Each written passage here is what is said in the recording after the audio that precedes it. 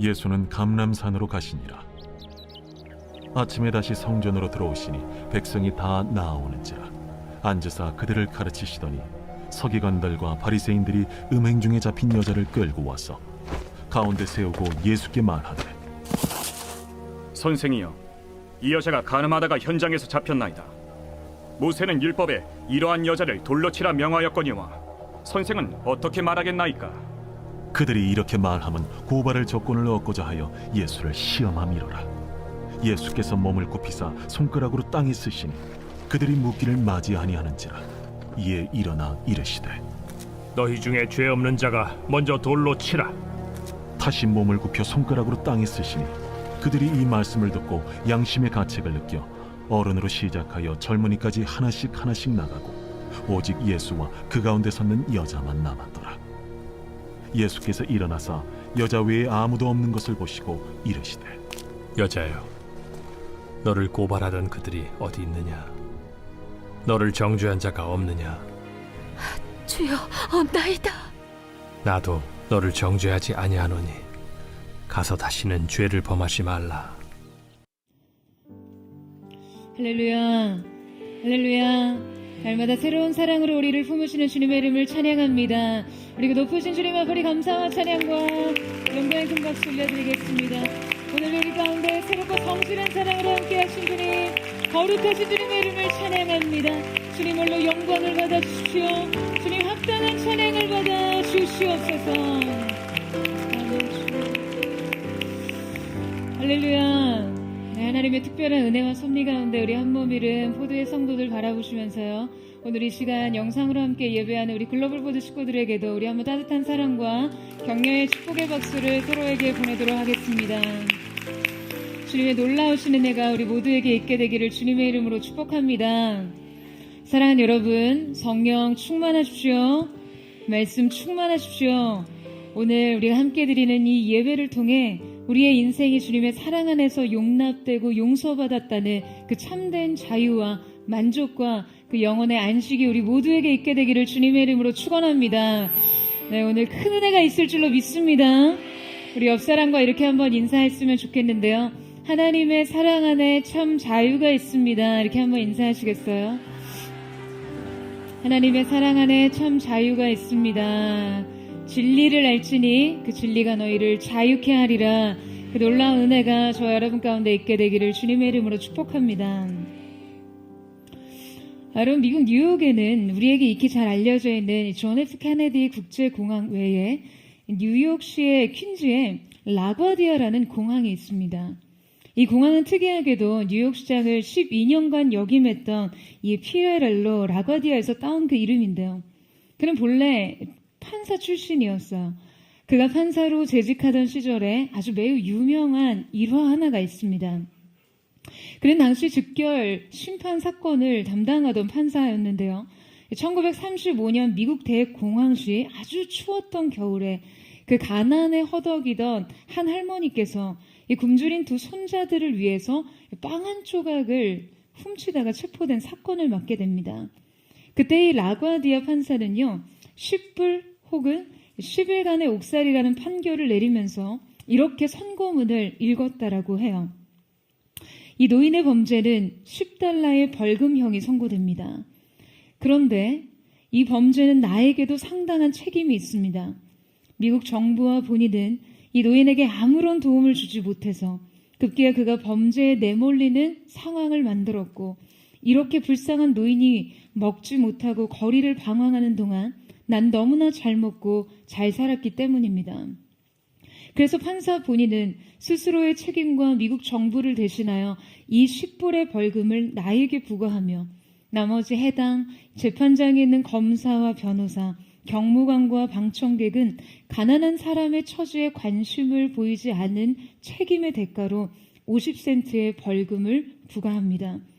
저의 지불로 피고는 벌금을 해결하지만 여러분의 벌금으로는 이분의 새로운 삶을 격려하게 될 것입니다. 그리고서는요, 자신의 그 중절모에 10불을 넣고 이것을 법정 서기에게 줘서 법정에 돌리도록 했어요. 결국 이 판결에 따라 10불의 벌금 외에 당시로는 적지 않은 금액인 47달러 50센트 전액이 이 노인에게 기부됩니다. 이 일화는 공명정대할 뿐만 아니라 이 자비와 온정이 너무나 충만한 것이죠. 공의와 사랑 모든 것을 충족시키는 여러분 이러한 분별과 사랑의 힘이 바로 오늘 본문에도 드러나고 있는데요. 이 오늘 본문 말씀을 묵상하면서 한 가지 떠오르는 책 제목이 있었습니다. 책의 내용은 이 본문의 내용과는 상이하지만 이 책의 제목이 오늘 이 본문을 매우 잘 꼬집어 설명하는 것 같았거든요. 그것은 바로 이 장자크 샹페의 겹겹의 의도라는 책입니다. 오늘 말씀은 겹겹의 의도를 가지고 그 예수님을 궁지로 몰아넣은 한 무리와 그 무리들에게 겹겹이 쌓여 심판의 두려움에 빠져있던 한 여인에 관한 이야기입니다. 이 사건은 매우 의미심장하게 현장 체포범을 예수님 앞에 끌고 나오면서 시작되는데요. 이 죄인의 죄목은 다름 아니라 간음이었어요. 지금 이들이 그녀를 돌로 치라고 명한 이 대목을 생각해보면 그녀는 분명 정혼한 여인이었을 겁니다. 그러니까 모세의 율법에 간음죄에 대해 돌로 치라고 한 경우는요, 신명기 22장에 기록된 대로 정혼한 상태에 해당했기 때문이죠. 그녀는 정혼한 상태에서 자신의 정절을 지키지 않았던 것입니다. 어떠한 성경학자들은요, 지금 그녀의 죄를 지목하시는 이 예수님의 표현에서 그녀의 이 죄의 행태가 매우 반복적이었음을 근거로 아마도 그녀가 직업적인 율랑 여성이었을 가능성도 제시합니다. 그 직업적 율랑 여성이 기혼자 남성과 혼의 관계를 맺은 것이죠. 이 충격적인 고발과 현장 체포라는 아주 자극적인 소재와 고발자들에게 둘러싸인 여인의 이 긴박한 운명을 생각하면 여러분 오늘 본문은요 매우 극적인 상황이죠. 그런데 이 극적인 상황은 한편으로는 매우 조작적이고 의도적인 설정이었어요. 사실 율법학자들과 바리새인들이 지금 이 가늠한 여인을 예수님 앞에 데리고 나온 이유는 지금 이 여인에 대한 예수님의 판결을 통해 그 예수님을 궁지에 몰고자 하는 아주 간교한 속셈이 있기 때문입니다. 그들은 이미 초막절 이전부터 예수님을 체포하고자 하는 계획을 아주 치밀하게 세우고 있었거든요. 그들은 예수님을 체포하고 처벌할 구체적인 고속거리를 확보하기 위해서 지금 위와 같은 상황을 매우 의도적으로 주님 앞에 펼쳐놓은 것이죠. 자, 우리 함께 본문 3절에서 5절 말씀을 같이 한번 읽어보도록 하겠습니다. 3절에서 5절 말씀 시작. 서기관들과 바리새인들이 음행 중에 잡힌 여자를 끌고 와서 가운데 세우고 예수께 말하되 선생이여 이 여자가 간음하다가 현장에서 잡혔나이다. 모세는 율법에 이러한 여자를 돌로 치라 명하였거니와 선생은 어떻게 말하겠나이까. 자, 여러분 서기관들과 바리새인들이 간음의 현장에서 잡혀온 여인을 예수님 앞에 세우고 그 예수님에게 질문을 건넵니다. 자, 이때 그들이 예수님을 부르는 호칭을 보게 되면요, 이 랍비라는 유대인들이 흔히 쓰던 히브리식 표현이 아닌 디다스칼로스라는 복음서에서는 흔히 쓰지 않는 그러한 호칭, 단어를 사용하는데요. 당시 이렇게 디다스칼로스라고 불리는 자들이 어떠한 대답을 회피할 경우에 이것은 매우 큰 수치와 굴욕으로 간주되었어요. 그 때문에 이 답변에 대한 의무와 책임을 강조하기 위해서 그 예수님에게 부담을 지우기 위해 굳이 이 호칭으로 주님을 부르고 있는 것이죠. 이것은 존경의 표현이라기보다는 하나의 덫이었어요. 지금 이들이 주님께 나와 예수님의 판결을 기다리는 내용은 이와 같습니다.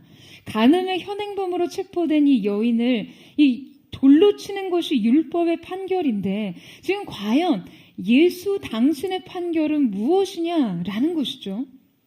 그런데 그들의 이 질문 속에는요, 매우 날카로운 흉계가 숨겨져 있습니다. 그러니까 그들 생각에 지금 예수님께서 이 여인을 돌로 치라던가 혹은 치면 안 된다라고 하는 예수님의 답변이 어떠하든지 지금 이 답변은 예수님을 매우 큰 함정에 빠뜨릴 것이 뻔하기 때문이었어요.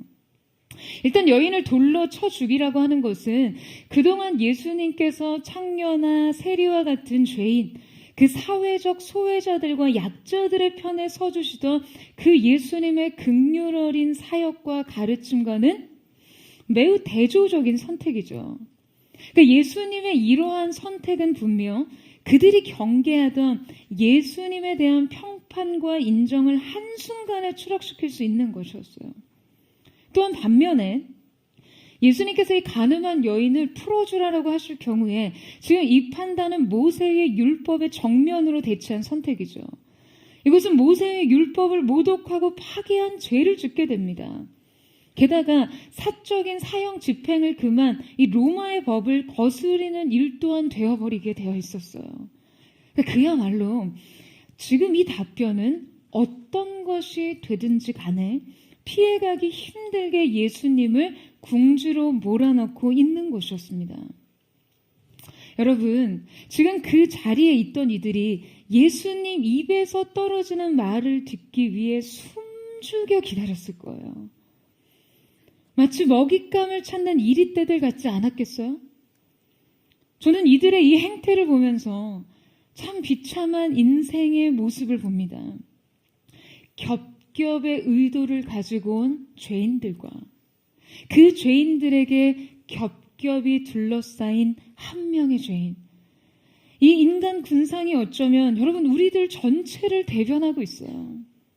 여러분, 하나님 앞에서 인간들은 결국 두 부류로 나뉘어집니다. 자신이 죄인임을 회개하는 죄인과 자신이 죄인임을 자각하지 못하는 죄인이요. 철저히 자신이 죄인임을 인정할 수밖에 없는 현장범과 어쩌면 끝내 발각되지 않은 완전 범죄자들 말이에요.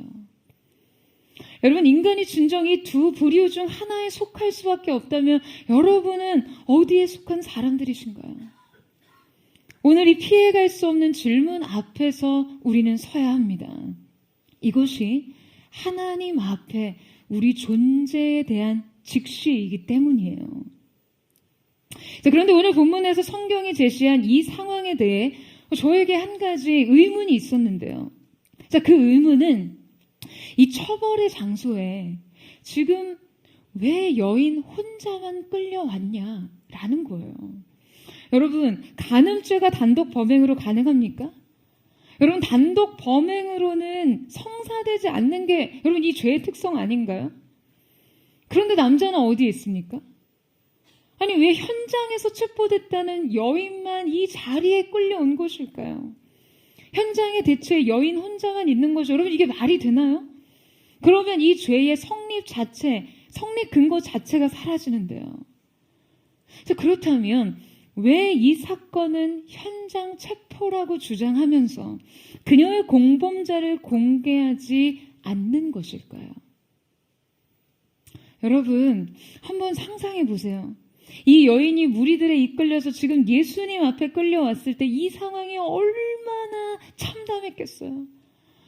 그들이 지금 그녀를 가마라도 태워왔겠어요? 아마 사람들은 그녀의 옷을 질질 끌고 와서 이 여인을 예수님 발 앞에 내팽개쳤을 테고 과격한 이들은 그녀의 머리채를 잡았을 수도 있습니다. 현장에서 체포됐다고 하니 옷이라도 제대로 입고 있었을지 모를 일이에요.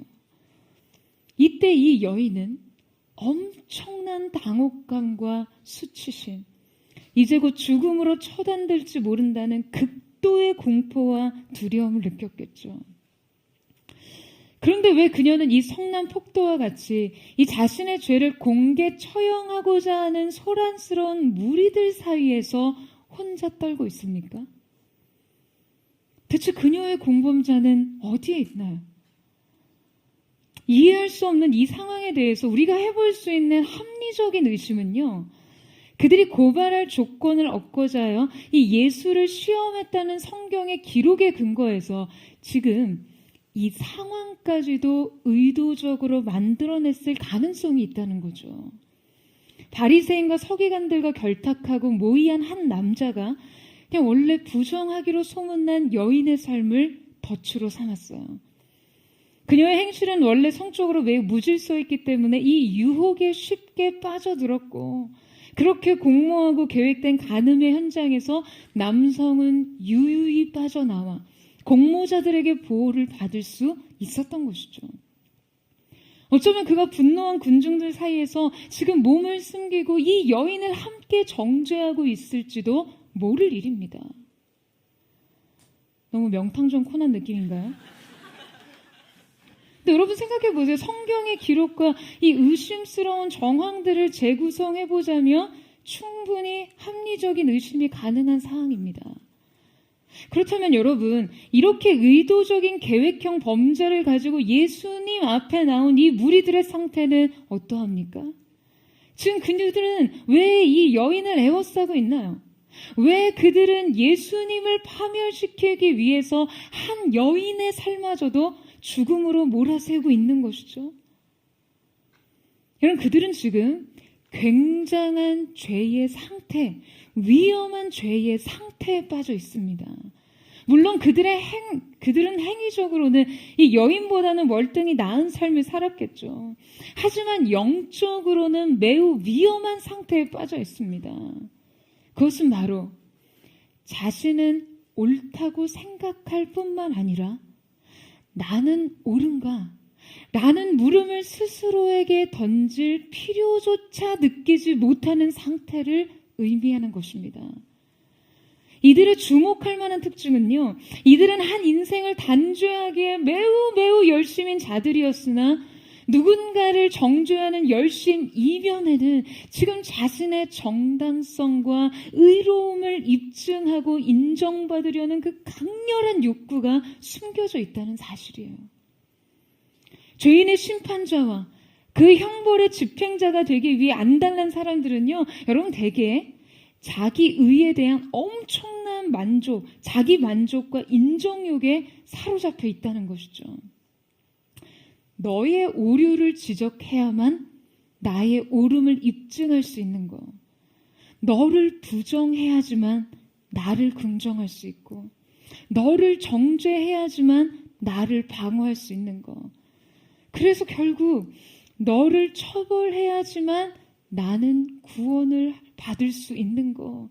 여러분, 그것이 인간의 죄된 본성이라는 것이에요. 근데 여러분 헷갈리지 마세요. 여러분, 정죄와 분별은 다른 것입니다. 정죄하지 말라는 것이 절대 옳은 판단과 기준을 제시하지 말라는 것이 아니에요. 분별과 바른 기준 없이 여러분 어떻게 가정을 세우고 교회를 지키고 관계를 세우겠어요? 정죄는 판단을 넘어선 고집과 비방과 미움에 가깝습니다. 게다가 우리가 주목해서 살펴보고 경계할 또 한 가지의 죄성은요, 바로 이 율법의 조항을 해석하고 적용하는 그들의 방식이었습니다. 여러분, 그들은 분명히 율법을 지키는 자들이었어요. 그런데 그들에게 이 율법의 준수는 율법에 대한 의도는 전혀 파악하지 못하고 그 의도를 오히려 가장 사악한 방식으로 악용하고 있었습니다. 여러분, 그들은 이스라엘의 영적 지도자, 즉 영적 교사였음에도 불구하고 영혼들을 주님께로 돌아오게 하려던 자들이었나요? 그들은 율법의 의로 가득했지만 본질과는 거리가 멀었어요. 바리새인들과 서기관들이 한 여인을 돌로 쳐 죽이려고 들먹인 여러분이 율법의 조항은요, 본래 누군가를 죽이기 위한 목적으로 있는 것이 아니었습니다.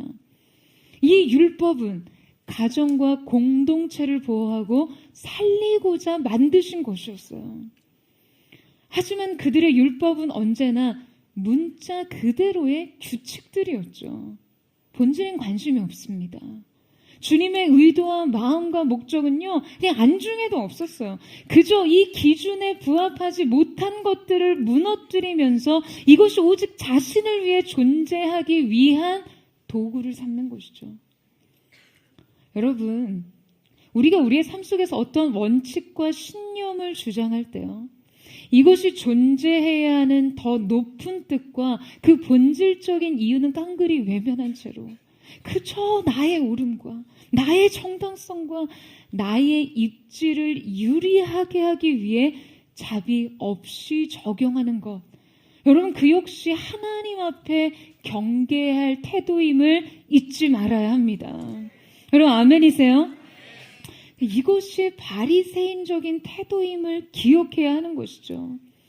내 삶의 규율과 원칙과 신념도 사랑을 위해서 있고 사람을 위해 있어야 하는 것이죠. 그러니까 이것이 누군가를 살게 하고 여러분 우리를 하나 되게 해야 하는 것입니다. 여러분, 빅토르 위고의 소설 이 레미제라블을 잘 아시죠? 이 레미제라블에는요, 오늘 본문 속 여인에게 돌을 던지던 사람들 같이 한 인물이 등장합니다. 바로 자베르 경감이에요. 그는 위고의 소설에서 매우 무자비하고 동정심이 없는 인물로 그려집니다. 자베르는 오직 법과 공정, 정의만을 수호하기 위해서 인간성을 포기한 인물 같아 보여요. 그는 장발장을 그저 죄수 1년 번호 24601로 부릅니다. 그에게 장발장은요, 그의 죄목, 그 이상도 이하도 아니었어요. 결국 이 장발장의 죄, 그리고 그의 잠재적인 그 죄를 처단하기 위한 그의 맹목적인 집착은요, 장발장을 무려 20년간 쫓아다니게 만들죠. 아니, 한 인간이 왜 이토록 자비와 온기를 잃어버리게 된 것일까요? 그리고 그는 왜 끝내 장발장으로부터 베풀어진 이 놀라운 용서를 받아들이지 못해서 스스로 차가운 강물에 몸을 던져 삶을 마쳐야 했을까요? 그런데 이 소설에 설정한 그의 출신 배경을 보면요, 우리에게 굉장히 많은 생각을 안깁니다. 여러분이 자베르가 본래 죄수의 아들이었다는 것을 알고 계세요? 그는 감옥에서 태어났어요. 그의 어머니는 카드 점쟁이였고 아버지는 도형수였어요. 그의 출생의 비극, 그러니까 어두운 유년 시절은 이 죄에 대한 엄청난 경멸을 갖게 했고, 그러니까 자신이 속했던 범죄자 집단과 그 사회에 대한 그냥 말할 수 없는 증오심을 갖게 합니다. 그러니까 그의 내면 속에 내린 이 뿌리 깊은 혐오감은 결국 그에게 법과 규율에 대한 어떤 맹목적인 복종심을 키우게 된 것이죠. 여러분, 우리의 인생의 상처와 아픔을 극복하기 위한 그 열정과 의지가요, 하나님의 개입 없이 삶의 동기화될 때 이것은 반드시 동일한 상처로 되물림되거나 인생의 또 다른 악순환을 만들어내게 됩니다. 그러니까 이 상처는 반드시 그에게 이 상처는 그에게 엄청난 열정과 의지를 주었지만 사실 그것은 그를 결국 파괴시킬 열정이 된 것이죠. 그는 오직 증오와 적개심으로만 자신을 일으켜 세울 수 있었거든요. 그러니까 그가 수호하던 법은 누군가를 살리는 법이 아니었어요. 그저 어떤 도덕적인 결벽증 같은 본능적인 혐오 같은 것에 불과한 것이었어요. 여러분, 죄에 대한 상처가 죄에 대한 맹목적인 증오와 적개심을 갖게 해서 오히려 이 죄에 자신을 굴복시키고 말았던 자베르처럼, 그래서 자기 삶을 그저 누군가에게 돌을 던지기 위해 송두리째 내던진 것처럼 살아서는 안 됩니다. 여러분, 우리 역시 자신에 대해 생각해 봐야 할 점은요, 내가 지금 어떠한 신념에 대해 맹목적일 때 이것이 혹시 나의 상처와 결합된 것은 아닌지, 만약 그렇다면 이 신념과 원칙은 그다지 건강한 것이 아니라는 것을 생각해 봐야만 합니다. 또한 내가 누군가를 정죄하는 일에 혈안이 될 때 과연 내 자신에게 어떠한 보상이 돌아오는가 생각해 봐야 해요. 누군가를 지적하고 판단하고 비난하면서 상대적으로 나는 옳다는 인정, 내 안에 수많은 불만족, 분노, 채워지지 않는 감정적인 결핍 모두를 그냥 상대의 탓으로 돌리면서 내가 위로받고, 내가 이해받고, 내가 인정받고 싶은 보상심리. 여러분, 누군가에게 향하는 잘못된 열정을 자기 위안 삼아서는 안 된다는 것이에요. 여러분, 아멘이세요? 오늘 말씀에서 이 여인을 향해 돌을 던진 사람들이 지금 그녀의 불의함을 향해 잔인하고 냉정한 심판을 낼 때 상대적으로 공교해지는 자기 의로움, 예수님을 그토록 증오하고 파멸시키고자 하면서 안전하게 지키고 싶던 특권적인 자기 삶처럼 말이죠. 여러분, 인생의 신념과 원칙이 여러분의 내면을 황폐화하지 않도록 늘 주의하십시오. 이 신념과 원칙이 누군가를 살리는 일이 아닌 파멸의 도구가 되지 않도록 늘 경계하시기를 주님의 이름으로 축원합니다. 여러분 안에 상처와 결합된 죄책감으로부터 벗어나기 위해서 누군가를 향해 정죄를 퍼붓는 자기 위안을 삼는 일을 행하지 않는 하나님의 사람들 되시기를 주님의 이름으로 축원합니다. 그렇다면 이제 우리는 이 격렬한 사건 중심에서 예수님께서 어떠한 답변을 제시하시는지를 살펴보고자 합니다. 우리 6절에서 7절 말씀을 같이 한번 읽어보도록 하겠습니다. 6절에서 7절 말씀 시작. 그들이 이렇게 말하는 고발할 조건을 얻고자 하여 예수를 시험함이로라. 예수께서 몸을 굽히사 손가락으로 땅에 쓰시니 그들이 묻기를 맞이 아니하는지라. 이에 일어나 이르시되 너희 중에 죄 없는 자가 먼저 돌로 치라 하시고 다시 몸을 굽혀 손가락으로 땅에 쓰시니. 여러분, 예수님께서는 그들의 질문을 받으시고 지금 무엇을 하셨다라고 하죠?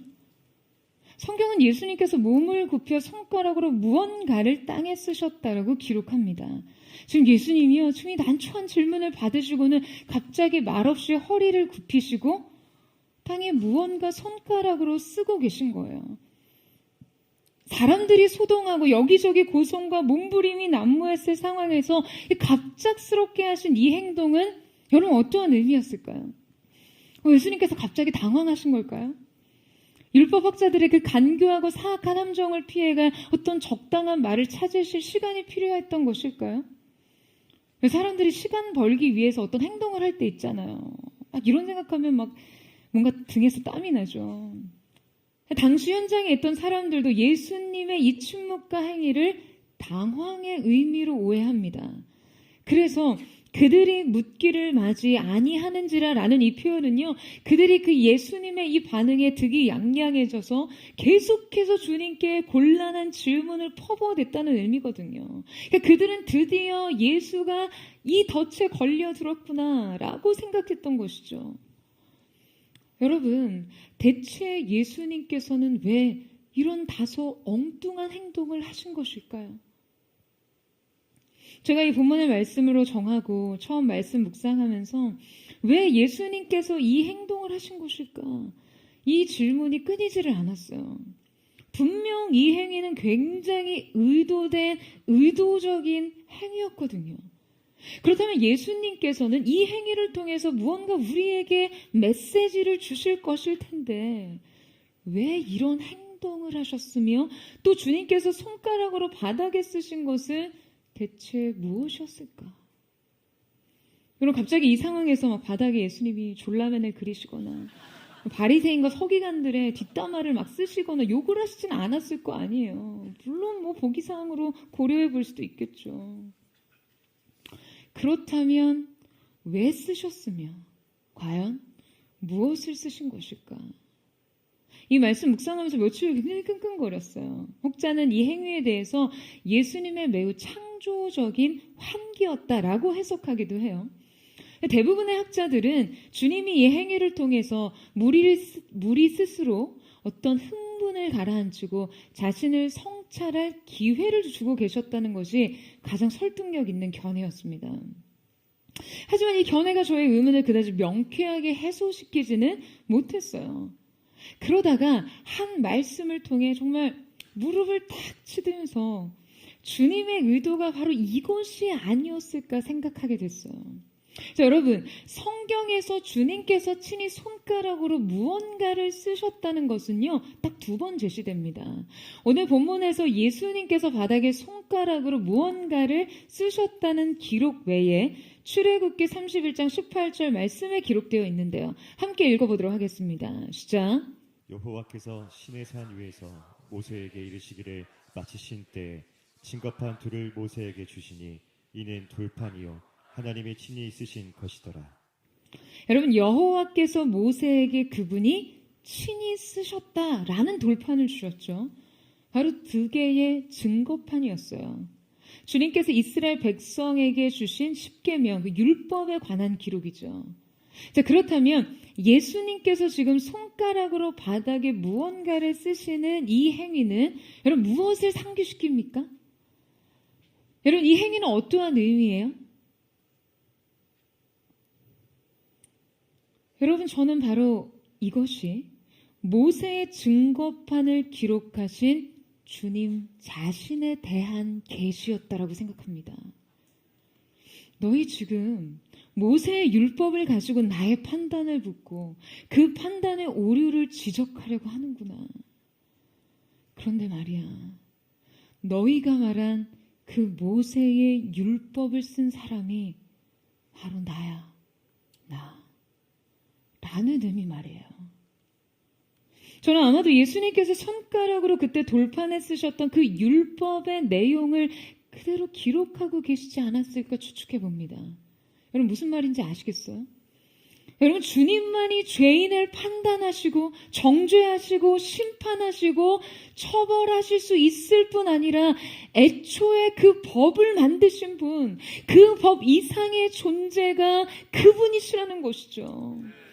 그 법을 돌판에 기록하신 분이 주님 자신이셨어요. 여러분, 이 해석을 가지고 다시 말씀을 보시겠어요? 예수님은 그들의 답변에, 질문에 답변하신 후 재차 다시 몸을 굽혀 손가락으로 땅에 쓰셨다라고 기록하고 있습니다. 다시라는 언급을 성경이 지금 강조하고 있어요.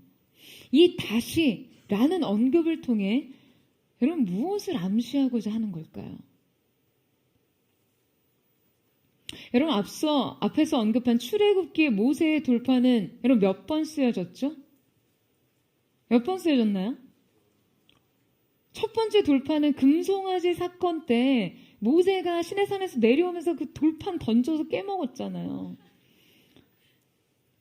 깨트렸습니다. 그때 사용된 단어를 보면 다시 회복할 수 없게 깨트려진 것을 의미하는 강력한 단어가 사용됐어요. 근데 여기서 끝나지 않고 하나님께서는 2번째 돌판을 다시 새겨주셨어요. 예수님께서 다시 땅에 쓰셨듯이 돌판은 다시 새겨졌습니다. 그리고 그 2번째 돌판을 법계인 언약궤 속에 놓고 그 위에 속죄소를 덮었어요. 제정된 이 2번째 율법 위에 대속의 피가 뿌려졌다는 거예요. 여러분, 그렇다면 주님께서는 이 의도적인 행위를 통해 무엇을 드러내십니까? 그 2번째 돌판 위에 덮인 속죄소를 상기시키심으로 모세의 율법으로 정죄받은 자들에게 지금 무엇이 필요하다는 것을 드러내고 계세요? 여러분, 정죄엔 속죄가 필요한 것이에요. 이스라엘의 속죄양 대신 예수님 그분을 드러내는 것이죠. 여러분, 정죄받은 자들에게는 그분이 필요합니다. 여러분, 아멘이세요? 이것이 지금 예수님께서 그들에게 몸소 행위로 제시하시는 메시지였어요. 너희는 내가 필요하다. 여러분, 여러분의 삶 속에 정죄와 참소가 찾아올 때, 그래서 여러분이 견딜 수 없는 죄책감에 짓눌릴 때 우리 역시 이 사실을 기억해야 합니다. 정죄가 있다면 속죄가 필요하다는 것을요. 그런데 많은 성도들이 정죄에서 멈춰섭니다. 여러분, 우리가 자신의 죄성을 깨달아 아는 거, 나의 영적인 실상을 깨닫고 처절하게 절망하는 것은요, 매우 중요한 경험이에요. 그래야 우리의 영혼이 주님 앞에서 깨트려지기 때문입니다. 자기 존재적인 절망을 경험해야 나에게 소망이 없다는 사실을 비로소 인정하기 때문이에요. 그러나 여러분, 복음은 결코 여기에서 끝나서는 안 됩니다. 그분이 계시는 한 우리의 삶은 결코 정죄로 끝나지 않습니다. 속죄로 끝나죠. 여러분, 아멘이세요?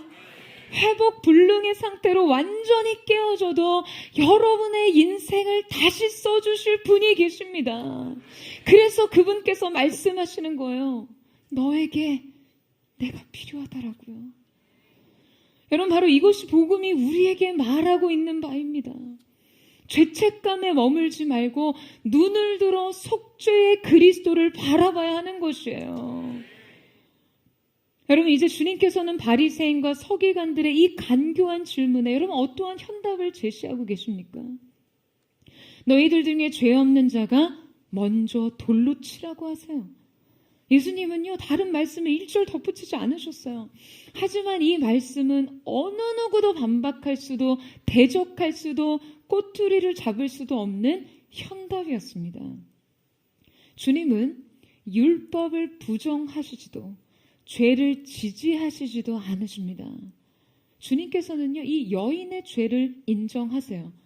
이 죄가 율법에 위배됐을 뿐만 아니라 죽음에 이르는 죄임을 인정하십니다. 여러분, 우리 주님은요, 죄를 변호하시는 분이 아니세요. 교회사를 보면 많은 설교자들이 이 본문을 매우 까다롭게 다루고 있다는 것을 알 수 있습니다. 왜냐하면 당시 굉장히 엄하게 처벌되던 간음죄에 대해 허락하신 이 예수님의 용서를 어떤 죄에 대한 지나친 허용으로 우리가 잘못 적용할 수 있기 때문이에요. 하지만 성경 어디에도 주님께서 이 죄를 조금 더 지지하거나 허용하신 것이 아니라는 것을 기억해야 합니다. 주님께서는 심판자로서 이 한 가지 죄만으로 우리를 죽음에 이르게 하실 수도 있는 분이세요. 하지만 주님의 그 말할 수 없는 긍휼과 자비는 지금 이 여인에게 감당할 수 없이 베풀어지고 있는 것이죠. 여러분, 주님께서 죄 없는 자가 돌로 치라는 말씀은요, 또한 어떠한 의미로 이해될 수 있나요? 예수님께서는 여인의 죄를 다룸과 동시에 무리들의 죄를 다루고 계시죠. 너희들이 이 죄를 이렇게 다루자면 너희들도 다 죽어 마땅한 자들이다 라는 말을 간접적으로 하고 계신 거예요. 여러분, 이것이 오늘 우리가 직면해야 할 진실입니다. 이때 성경은요, 다행스럽게도 다음과 같은 기록을 하고 있습니다. 우리 9절 말씀을 같이 한번 읽겠습니다. 시작.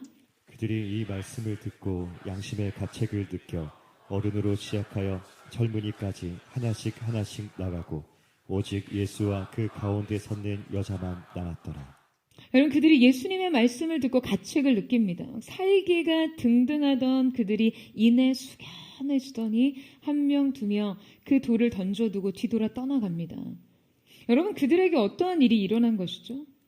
그들은 지금 그 순간 주님의 말씀을 통해 자기의 실상을 보게 된 것이에요.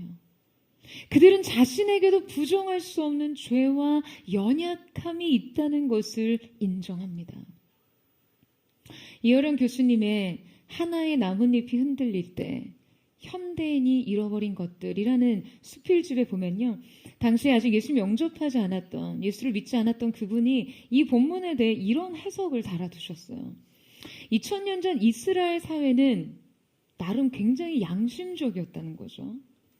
만약 지금 우리 사회에 예수님께서 다시 오셔서 예수님께서 죄 없는 자가 먼저 여인을 돌로 치라 라고 말씀하셨다면요, 아마 가장 죄 많은 사람이 가장 큰 돌을 들어 그녀를 내리쳤을 것이라고요.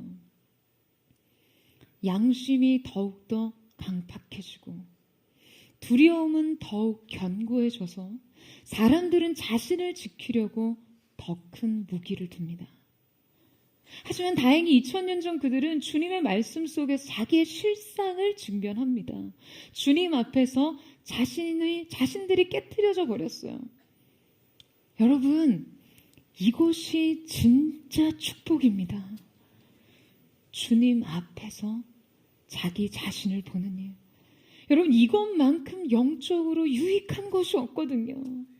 저는 이날에 예수님이 일으키신 영적인 변화는요, 이 여인에게만 일어난 것이 아니라고 생각해요. 아마 그들의 무리들 속에 누군가도 그날 이후 진정한 참회의 인생을 살지 않았을까?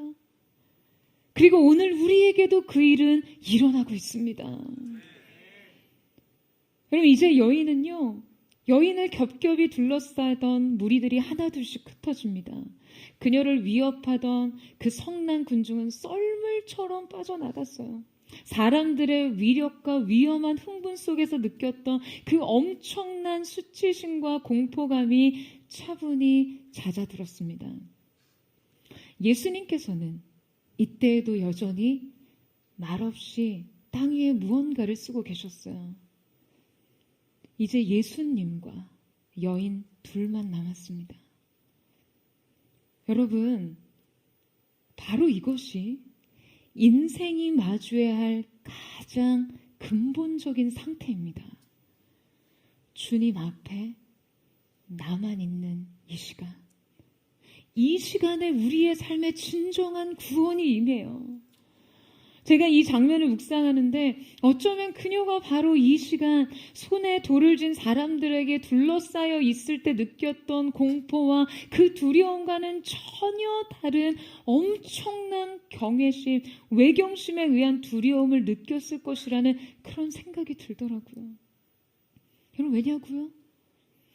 우리 인생을 정죄하실 수 있는 유일한 분 앞에 섰잖아요. 그분 자체가 법이시고 진리이시고 심판자이신 주님 앞에 섰잖아요. 아마 율법의 냉정한 수호자들의 살기 어리고 도끼 가득했던 눈과는 다르게 주님의 눈은 말할 수 없는 긍휼로 가득 차 있었을 거예요. 동시에 이 눈은 깊은 것을 통달하는 눈으로, 숨겨지고 가려진 것을 꿰뚫어 보는 눈으로 그녀의 삶 전체를 완전히 통시하는 눈이었을 거예요. 그녀가 이러한 부정을 저지르기까지 인생에 채울 수 없었던 그 삶의 목마름으로 허덕이던 그 바닥난 상태까지 모든 것을 꿰뚫어 보셨을 거예요. 그녀는 이 눈앞에서 숨길 것이 없고 가릴 것이 없었습니다. 사랑과 공의가 동시에 완벽한 조화를 이루는 눈이었겠죠. 그녀는 이 눈을 마주하면서 빛 가운데 드러난 죄와 어두움을 분별할 수 있었을 거예요. 여러분, 이 눈앞에 서는 것만큼 인생이 희망적인 것이 있습니까? 우리가 신학을 머리로 알고 종교적 규별과 규범을 습관적으로 준수하는 것이, 여러분, 과연 이 눈앞에 서는 것을 대신할 수 있다라고 생각하세요? 여러분, 그래서 우리가 하나님의 임재를 추구해야 하는 것입니다. 여러분, 아멘이십니까? 저는 정말 주님의 말씀을요, 날카로운 지성으로 깨달아 알고 싶어요. 그것을 이성으로 깨치고 알기까지 신음하듯 끙끙거리며 고민하고 싶어요.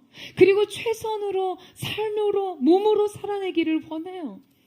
신앙이 습관 이상의 체질이 되기까지, 근성이 되기까지 그렇게 살기를 원합니다. 그러나 그 무엇보다도 이 모든 것을 다 뒤로하고 저는 이 눈앞에 서기를 원해요. 주님 앞에 예배하는 이 시간, 그 눈앞에 숨길 것이 없이 모두 드러나는 이 시간을 갈망합니다. 사랑으로 타오르는 그 불꽃 같은 시선 앞에서 아무것도 가릴 것이 없는 모든 것을 다 압도하는 순간 말이죠. 바로 이때 주님께서 여인에게 말을 건네줍니다. 우리 10절에서 11절 말씀을 같이 읽어보도록 하겠습니다. 시작. 예수께서 일어나서 여자 외에 아무도 없는 것을 보시고 이르시되 여자여 너를 고발하던 그들이 어디 있느냐 너를 정죄한 자가 없느냐 대답하되 주여 없나이다. 예수께서 이르시되 나도 너를 정죄하지 아니하노니 가서 다시는 죄를 범하지 말라 하시니라. 주님이 여인에게 물으십니다. 너를 고발하던 자들, 너를 정죄하던 자들이 어디 있느냐? 여러분, 유대법에 의하면요, 율법의 선고가 집행되기 위해서는 두 증인이 필요합니다. 그래서 2라는 숫자는 두 증인의 수예요. 그리고 증인들이 이 선고를 집행하기까지를 도와야만 합니다. 그런데 지금 이 현장에는 아무도 남아있지 않고 오직 예수님과 여인만이 남습니다. 형을 집행할 조건이 성립되지 않는 것이죠. 그녀는 이제 율법의 집행대로 돌에 맞아 죽지 않아도 되게 된 것이에요. 여러분, 자, 그러면 된 겁니까? 이제 다 해결된 건가요? 그냥 예수 그리스도라는 인생 해결사에 의해 사면초가의 상황을 넘겼어요. 그러면 이제 다 됐습니까? 아니요, 여러분. 사람에게 돌에 맞아 죽지 않아도 그녀의 죄는 여전히 아직 남아있습니다. 그녀가 사회 형벌은 모면했을지 모르지만 주님 앞에서만큼은 아직 죄인이에요. 저는 그녀가 이때 주님 앞에 자신을 바로 보고 있었을 것이라고 생각해요. 그녀를 둘러싼 무리들이 그녀를 위협하던 것은 죽음과 위협과 공포였죠. 그런데 그 모든 공포와 죽음의 위협이 거두어지고 주님 앞에 섰을 때 그녀는 깨달아 압니다. 지금 내가 여기서 살고 죽는 이 일 말고 영원한 죽음과 절망으로부터 나를 건질 수 있는 그 유일하신 분 앞에, 그분 앞에 내가 서 있다는 것을요. 그분이 내 앞에 계시다는 것을요. 여러분, 왜냐하면 이때 그녀는 예수님을 주라고 부르거든요. 그녀는 주인을 알아봅니다. 예수님께서 그렇게 자신 앞에서 이 초라한 여인에게 여러분 어떤 말씀을 하시죠? 나도 너를 정죄하지 아니하노니 가서 다시는 죄를 범하지 말라. 여러분, 실상 여인은 율법에 의하면 돌에 맞아 죽어야 하는 사람이었어요. 사회와 종교 지도자들이 그녀를 정죄하고 형을 집행한다 해도 여러분 그녀의 죄는 핑계치 못할 죄였습니다. 그런데도 주님은 말씀하세요. 나도 너를 정죄하지 아니하노니. 사랑하는 여러분, 이 한 줄이 지금 여러분의 영혼에 들어가게 하세요. 다만 이 한 줄은 죄에 대한 무분별한 허용이 아니라 죄인에 대한 무한한 자비와 용서라는 것을 기억하십시오. 뿐만 아니라 주님께서 내가 너를 정죄하지 않겠다는 말씀은 주님께서 그 여인을 대신하여 정죄를 받으셨다는 것을 담보로 하는 것도 기억하시기를 축복합니다.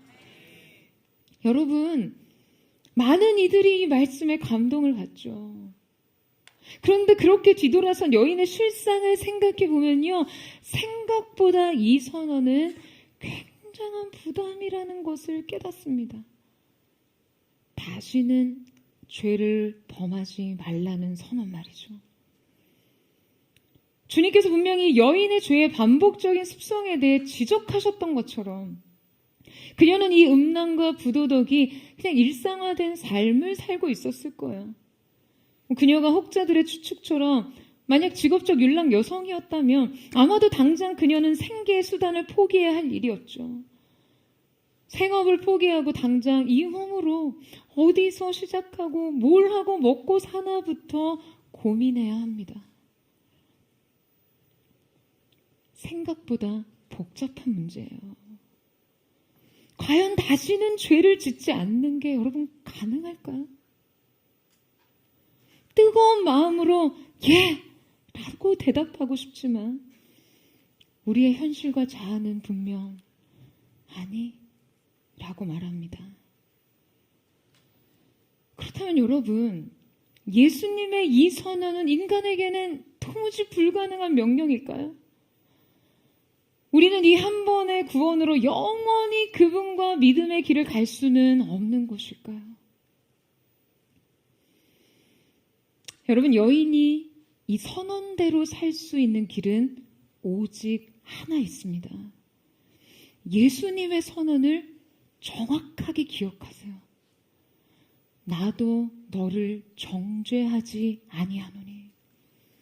사랑하는 여러분, 이 한 줄이 먼저예요. 이 선언이 먼저입니다. 다시는 죄를 범하지 말라는 이 다음이에요. 그런데 사람들은 자꾸 이 순서를 뒤집고 삽니다. 가서는 다시는 죄를 범하지 말라. 이게 앞으로 와요. 그러니까 안 사라지는 거예요. 그러니 자꾸 무너지다, 넘어지다 결국 포기하는 거예요. 사랑하는 여러분, 사랑의 무게를 알아야 죄의 무게를 알게 됩니다. 용서를 경험해야 거룩이 완성됩니다. 그분의 빛 앞에 서봐야 지금 내가 붙잡고 집착하고 있는 것이 죽음이라는 것을 깨닫게 돼요. 내가 포기하는 것이 죽음인데 무슨 미련이 남겠어요. 그래서 미련 없이 뒤돌아서고 살기 위해 주랭랑 치듯이 죽음을 내팽겨 칠 수 있는 것이에요. 여러분, 그런데 사람들은 빛도 없이, 용서도 없이, 사랑도 없이 정죄를 피하려 합니다. 그러니 정죄에 쫓기죠. 매일 정죄는 영혼의 사냥개처럼 우리에게 지저대고 핥히고 물어뜯는 거예요. 사랑하는 여러분, 기억하세요. 나도 너를 정죄하지 아니하노니. 여러분, 이 선언이 먼저입니다. 용서가 먼저예요. 사랑이 먼저인 것이에요. 이 사랑의 무게로 삶의 무게를 감당하는 것입니다. 이 용서의 무게로 정죄를 감당하는 것이에요. 오라 나는 곤고한 사람이로다. 이 사망의 몸에서 누가 나를 건져내랴. 여러분, 이 바울의 탄식이 오늘 우리의 탄식 아닙니까? 반복되는 죄에 대해 몸부림치고 자기 연약함에 대해 무너져 버리는 우리의 마음 아닌가요? 그러나 여러분, 거기서 끝나지 않습니다. 우리에게 주신 복음은 그 다음의 결론으로 우리를 이끌어가고 있어요.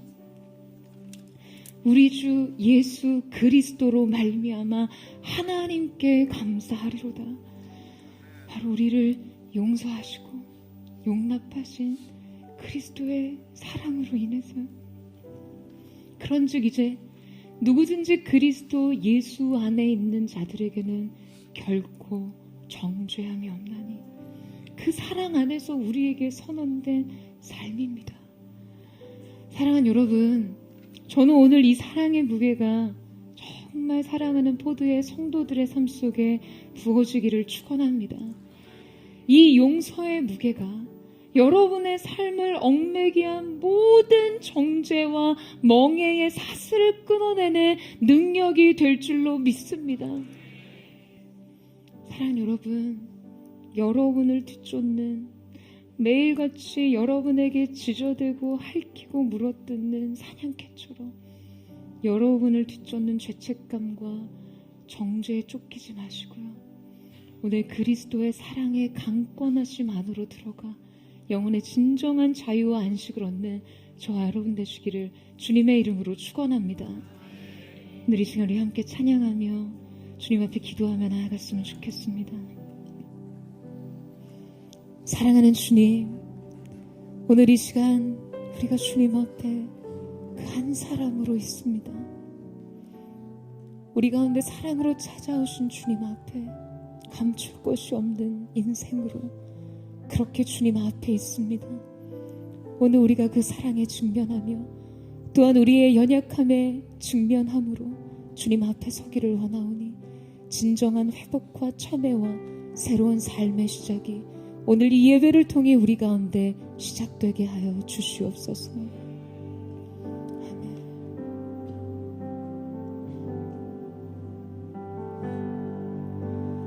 완전한 사랑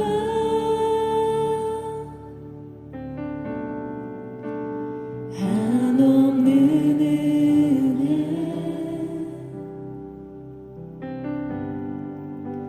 주 내게 자유 주시었네.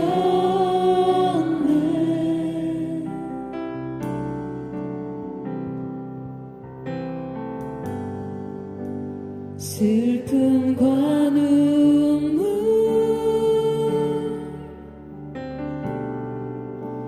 씻기시는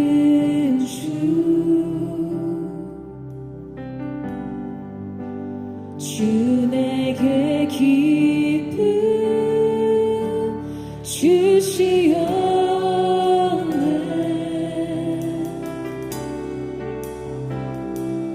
Oh, sing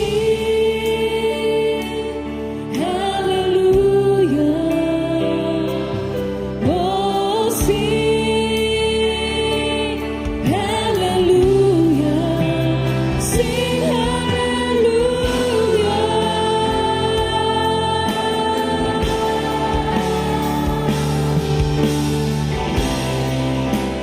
갚을 수 없는 주님의 놀라운 사랑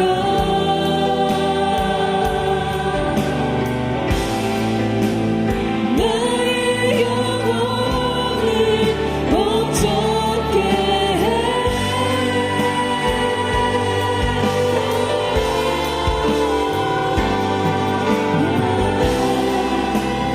깨끗이 느껴 영원한 날 의지하리.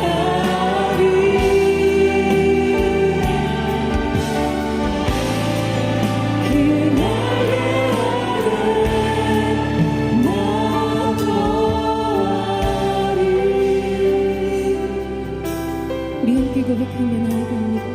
쓰러진 나를 세우시는 주 쓰러진 나를 세우시는 주 상한 내 영혼 고치셨네.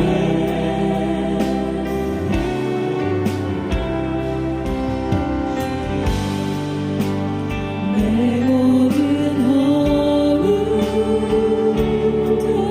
덮으시는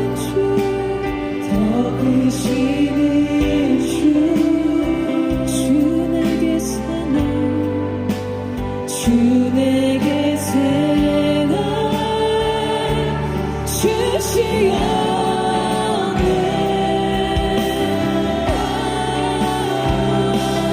Oh, sing hallelujah. Oh, sing hallelujah. Sing hallelujah.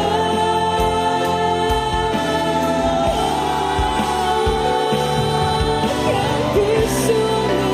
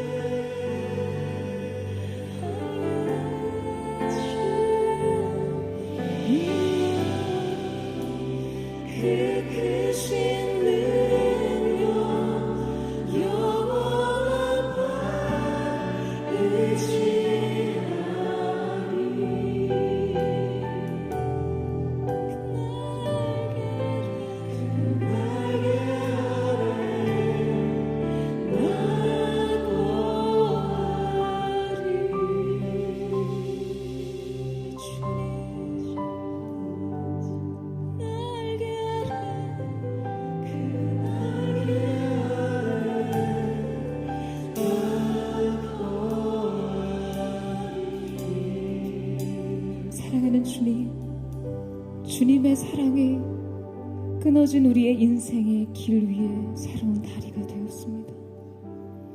오늘 우리를 향한 말할 수 없는 주님의 그 사랑, 우리의 인생을 다시 쓰시는 주님의 그 놀라운 은혜와 용서의 사랑 앞에 주님, 우리가 정직하게 우리의 죄인됨을 직면함으로 주님 앞에 나아가기를 원합니다.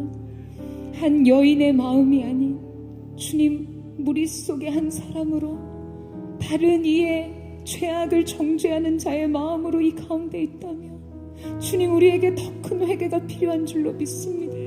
사랑하는 주님, 우리의 인생 가운데 주님 찾아오신 그 사랑의 깊이로 하나님 가려진 우리의 눈을 열어 우리의 인생에 말할 수 없는 비참 우리 존재적 실체를 보게 하여 주십시오. 우리 자신 스스로 절망할 수밖에 없는 죄된 우리의 인생의 본질을 마주할 수 있는 용기가 오늘 우리 가운데 있을 수 있도록 도와주시옵소서.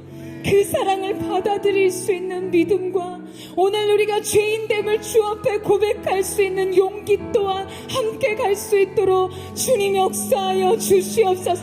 저는 미쁘시고 의로우사 오늘 주님 자기 앞에 나와 고백하는 모든 차례 사랑으로 품으시는 주인이신 줄로 믿습니다.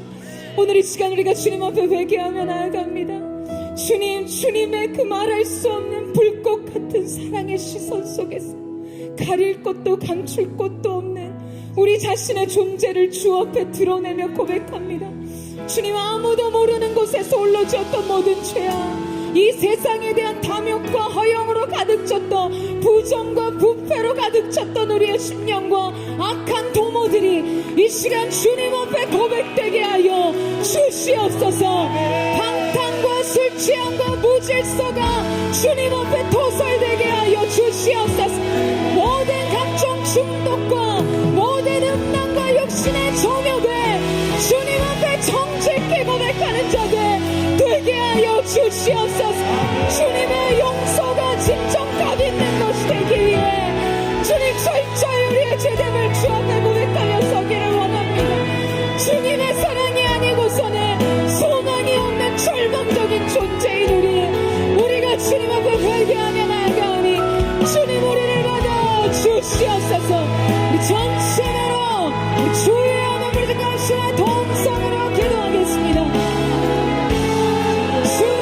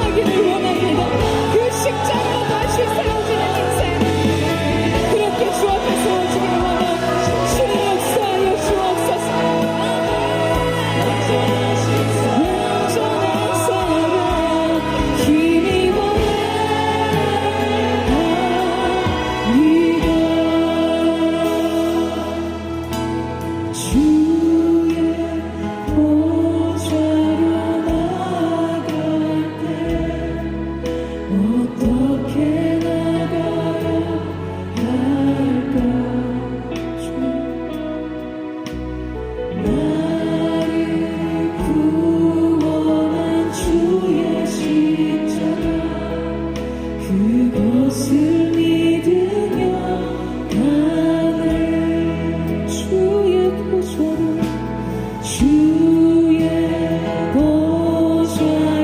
나아가 나 여전히 부족한가 그 사랑에 의지하며 나아갑니다. 나를 부르신 주의 그 사랑 그것을 믿으며 가네 자격 없는 내 힘이 아닌 자격 없는 내 힘이 아닌 오직 예수님의 보혈 자격 없는 내 힘이 아닌 오직 예수님의 보혈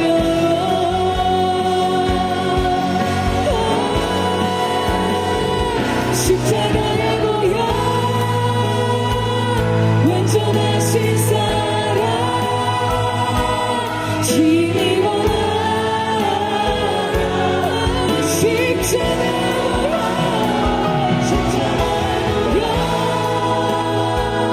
완전하신 사랑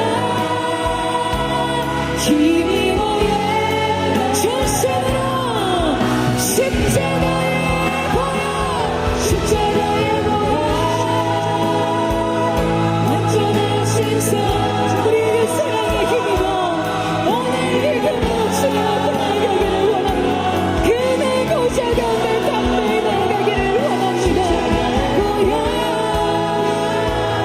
완전하신 사랑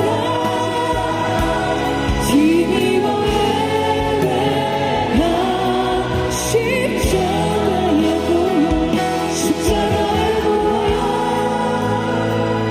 완전하신 사랑 힘입어 나아가리라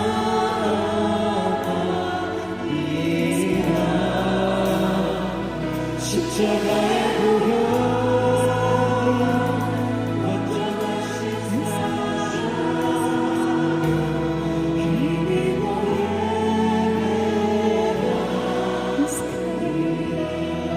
오늘 주님께서 우리 가운데 우리의 인생의 그 어떤 것도 주님 앞에 용서받을 수 없는 죄가 없지만 단 한 가지 용서받을 수 없는 것이 있어요. 그것은 우리 자신이 주님 앞에 죄인인지 모르는 마음입니다. 우리가 죄인인지 모르는 마음으로 우리의 죄를 인정하지 못할 때 용서받을 수 없어요. 무엇을 용서해야 할지 주님 편에서 우리 가운데 용납하실 수 있는 것이 없습니다. 오늘 이 시간 우리가 다시 한번 더 깊은 회개로 나아가기를 여러분 도전하며 초청하며 나아갑니다. 사랑하는 주님, 오늘 이 시간 하늘이 열리게 하여 주십시오. 그래서 우리의 인생이 누구의 시선 가운데 있는지를 보게 하여 주시기를 원합니다. 우리가 오늘 주님 앞에 나와 오늘 주님의 새로운 인생 선언을 듣기를 원합니다. 주님의 진정한 용서와 용납 가운데 들어갈 수 있기를 원합니다. 사랑하는 여러분, 오늘 여러분의 인생을 뒤쫓고 있는 정죄는 무엇입니까? 여러분을 말할 수 없이 짓누르게 하는 삶의 죄책감과 수치감은 무엇인가요? 마치 인생 사냥개와 같이 영혼의 사냥개와 같이 매일과 같이 여러분을 뒤쫓는 견딜 수 없는 정죄와 참소의 마음은 무엇입니까? 사랑하는 여러분, 여러분에게 정죄가 찾아올 때 여러분에게 속죄가 필요함을 기억하세요. 주님을 바라보시기를 축원합니다. 사랑하는 주님, 오늘 이 시간 하나님의 사람들이 주님 앞에 회개합니다. 주님보다 주님으로만 채워야 되는 내 마음의 허기와 공허를 주님으로 채우지 못해서 구멍난 인생, 다른 어떤 곳으로 메워보고자 미련한 노력을 거듭하며 생긴 모든 저주스러운 중독의 현상들, 이 시간 주님 앞에 고백합니다. 이 모든 중독의 죄악이 주 앞에 고백될 때 죄와 어둠의 권세와 사슬이 끊어지게 하여 주시옵소서. 모든 음란이, 모든 육신의 정욕이 예수님의 이름으로 떠나가게 하여 주시옵소서. 강탕과 술 취함, 모든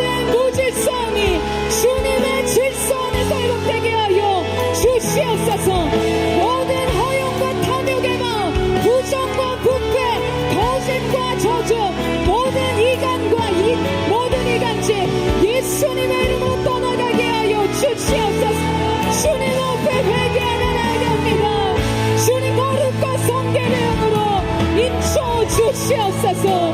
우리 전심으로 주여 세워 부르짖고 우리 예수의 동성으로 기도하겠습니다.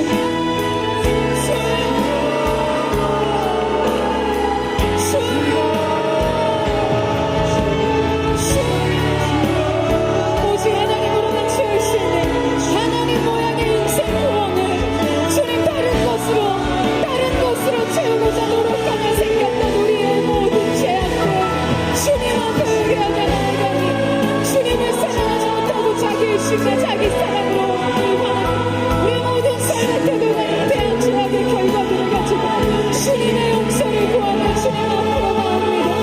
주님 오늘 우리 가운데 주의 은총과 그 길과 죄사함의 나라가 선포되게 하여 주시옵소서. 모든 중독의 사슬과 어둠의 멍에는 예수님의 이름으로 끊어질지어다. 음란과 전혀 예수님의 이름을 대적하노니 묶임과 끊어질지어다. 마음속에 잔상으로 남겨둔 모든 상처로 걸탁되어 있는 모든 교만한 행동들 주님 끊어지게 하여 주시오. 방탕과 술 취한 인생의 무질서 주님은 회개할 때 새롭게 정돈되게 하여 주시옵소서. 오늘 하나님 앞에 새 마음으로 모든 세상에 대한 탐욕과 허영을 버리고 주님 높이는 인생을 주님 임재 앞에 자신을 드러내오니 주님 오늘 이 회개를 통하여 이 주님 앞에 나온 걸음을 통하여 이들의 인생에 새로운 강물이 흐르게 하여 주시고 성령의 충만한 계획과 우상이 흘러가게 하여 주시옵소서. 주님 그날에 맞추며 나의 왕과를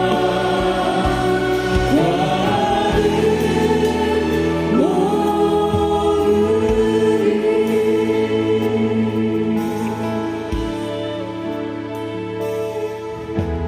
주와 무릎 꿇고 그 사랑을 남기네. 어떤 말도 그 어떤 소리도 발 앞에서 잠잠해지네.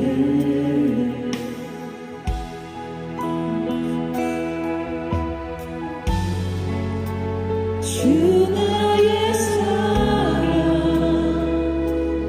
그 발 앞에 앉아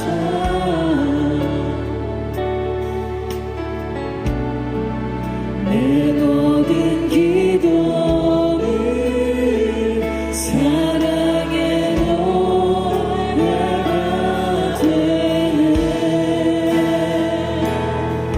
주의 모자랑 만지며 주의 두 발을 씻기며 주님 그 발에 입 맞추며 나의 왕관을 놓으리. 주의 모자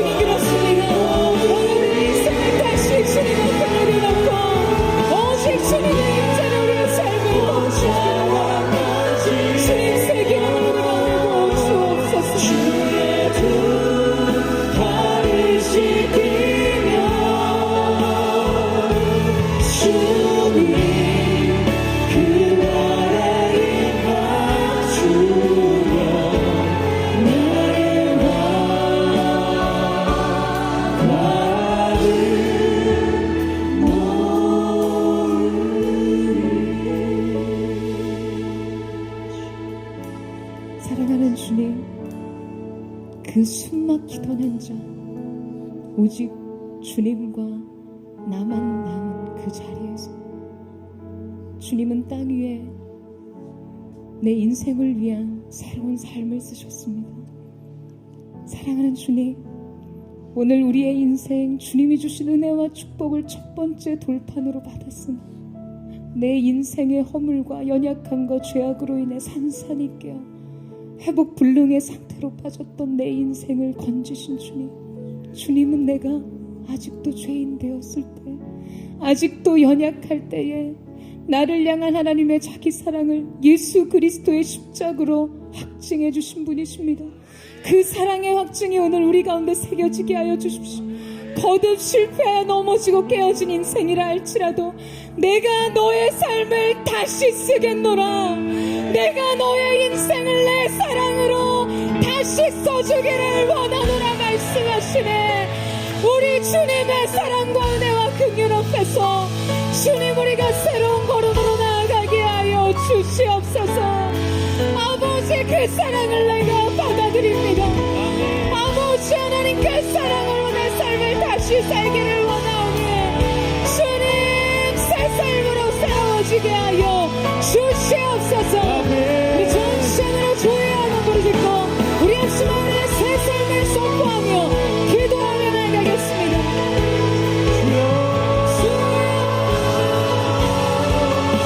주님, 우리의 삶 가운데 뿌려진 주 예수 그리스도 보여 대속의 은혜와 속죄의 사랑, 그 말할 수 없는 은혜를 알면 나도 너를 정죄하지 않으니 우리의 새로운 삶을 위해 찬양합니다. 이 사랑의 무게로, 이 용서의 무게로 우리의 삶을 이기게 하여 주옵소서. 우리 자신의 연약함을 이기게 하여 주옵소서. 새로운 삶의 모든 삶의 무게를 이기게 하여 주옵소서. 역사하여 주옵소서. 근본하게 주님의 권위에 권위에 그 거룩한 말씀으로 이루어 주시옵소서.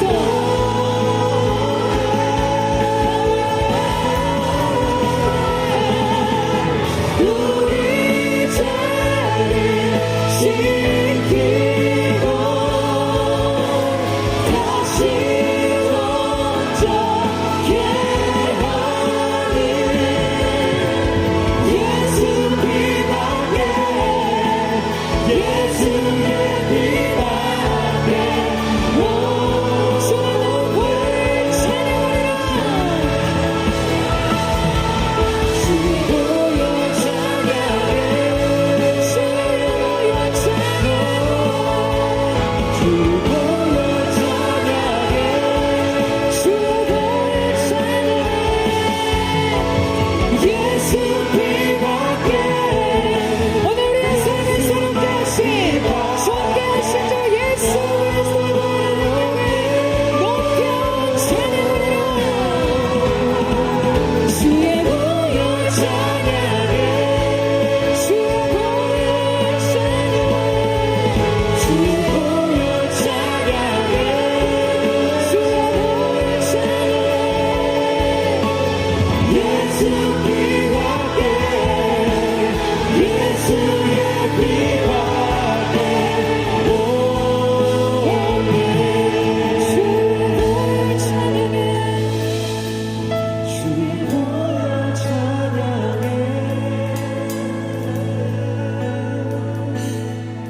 주의 보혈 찬양해.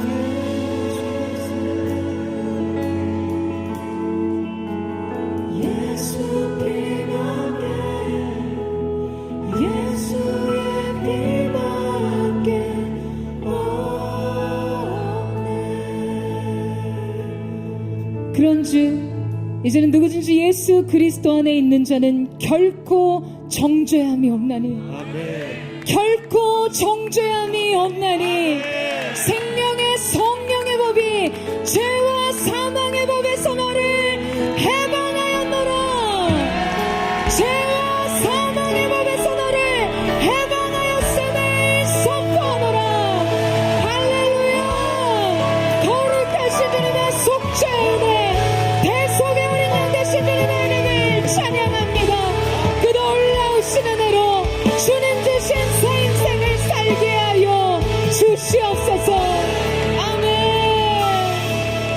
주님 감사합니다.